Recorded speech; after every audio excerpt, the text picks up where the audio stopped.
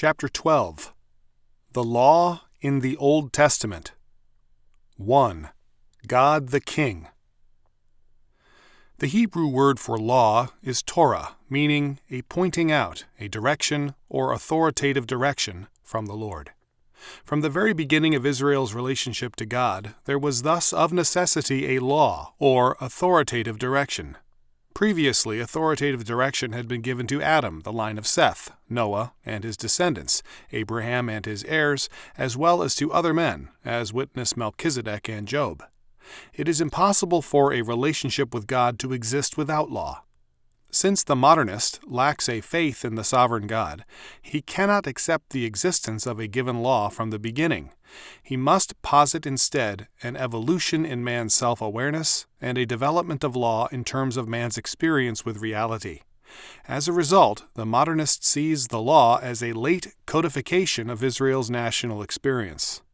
S.R. Driver, in his very influential work, An Introduction to the Literature of the Old Testament, 1897, assumed an evolutionary position and made no attempt to prove his thesis.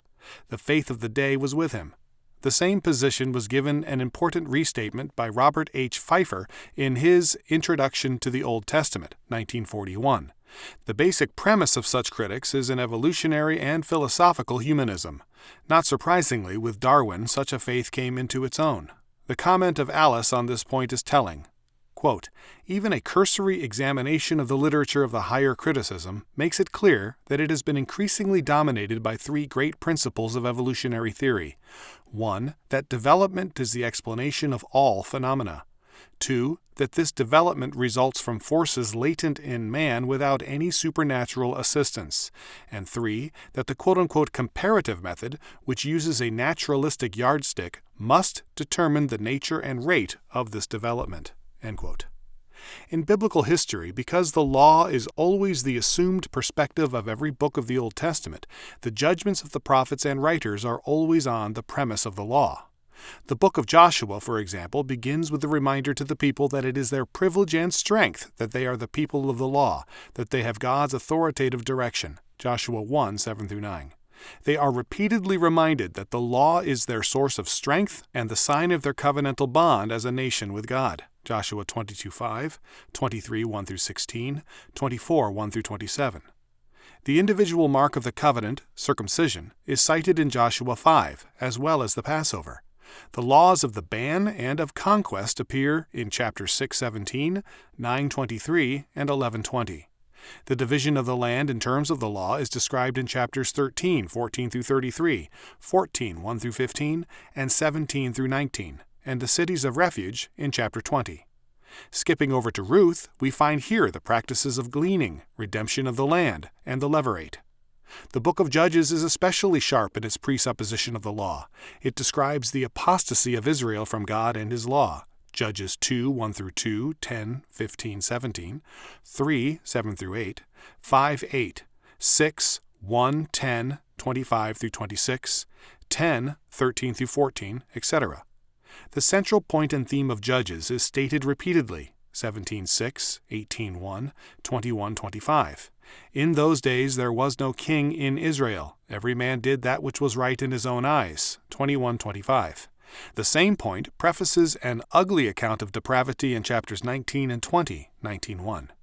Myers's interpretation of this statement is that, quote, "because there was no king in Israel, there was no restraint upon families except that of tribal authority and custom," end quote. He assumes the meaning to be the lack of a human monarch and the institution of monarchy. Farrar's sorry comment is similar. Quote, "This shows that these narratives were written, or more probably edited, in the days of the monarchy.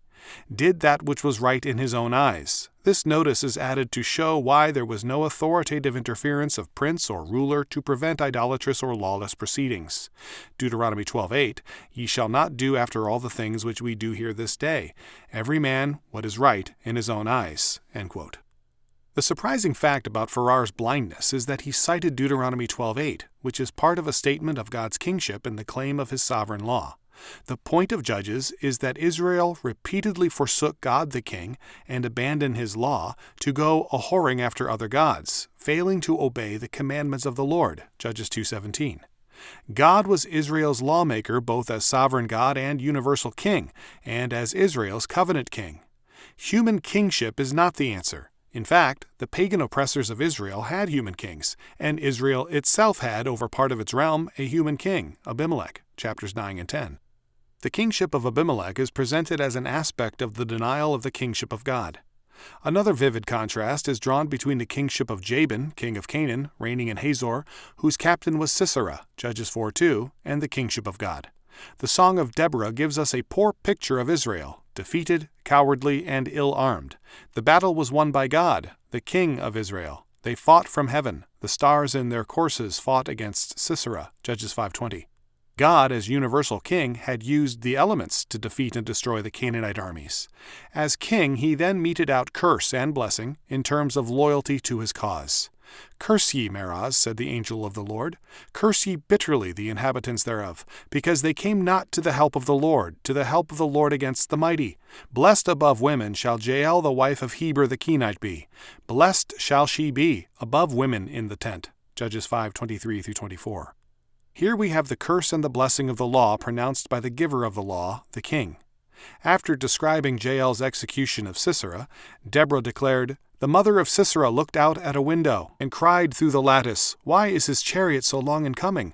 Why tarry the wheels of his chariots?' Her wise ladies answered her, 'Yea,' she returned answer to herself, 'Have they not sped? Have they not divided the prey, to every man a damsel or two? To Sisera a prey of diverse colors, a prey of diverse colors of needlework on both sides, meat for the neck of them that take the spoil? So let all thine enemies perish, O Lord, but let them that love him be as the sun when he goeth forth in his might." Judges 5:28-31. Deborah's language is intense and graphic. The damsels Sisera's men dreamed of possessing is literally uterus, to every man a uterus or two. Kyle and Delitzsch translate the latter part of verse 31 thus, "But let those that love him be like the rising of the sun in its strength," and state that this, quote, "is a striking image of the exaltation of Israel to a more and more glorious unfolding of its destiny," end quote. Even more, it is an image of the blessing of God the King on those who love, serve, and obey him. In a psalm celebrating the law of God, Psalm 19, 7-14, God's rule over the universe is also cited, and again we have the image of the sun, which is as a bridegroom coming out of his chamber, and rejoiceth as a strong man to run a race, Psalm 19, 4-5. It is after he describes the law and order apparent in the heavens, the firmament, the earth, and the sun, that David joyfully declares, "The law of the Lord is perfect, converting the soul," Psalm 19:7. The glory of God is revealed in all the universe by his law order. That same glory is manifested in man and his world when the law is obeyed. This same image is in mind in Deborah's song. It was because the law and kingship of God were denied by Israel, and every man did that which was right in his own eyes, that instead of being comparable to the sun in its glory among the nations, Israel was instead all too often in captivity to alien powers.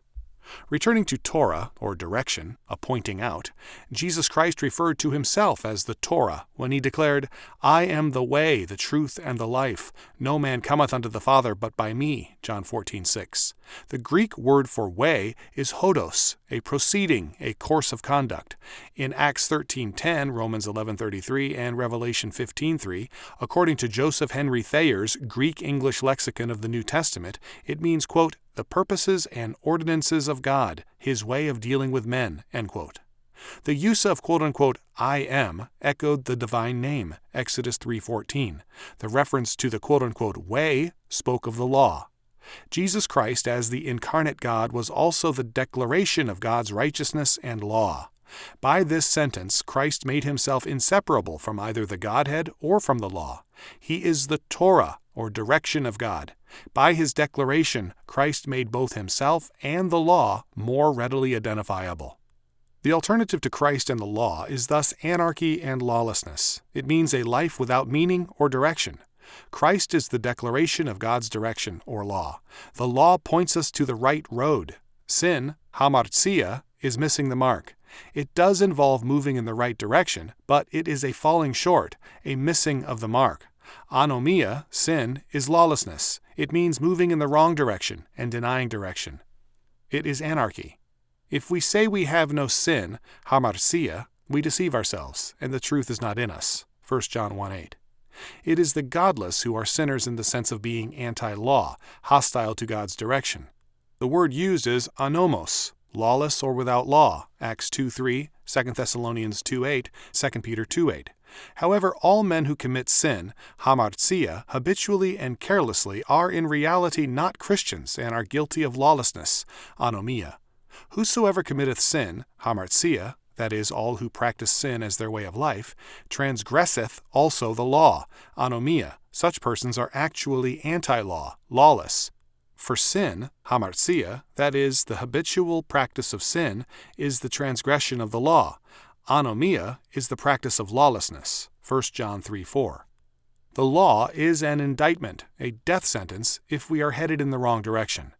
If we move in God's directed path, the law is a schoolmaster, guiding us all our days into God's way of righteousness and truth. Galatians 3:24-25 states that after that faith has come, we are no longer under a schoolmaster. Verse 25. Does this mean the end of the law? On the contrary, we now learn, not from the law as an indictment, but from Christ, the way, and God our Father, how to walk in the appointed direction or in the law. For ye are all the children of God by faith in Christ Jesus. Galatians 3:26. The contrast is not between law and no law, but between, quote, the immature life of slavery under a tutor and the life of sonship with all its privileges and rights, end quote.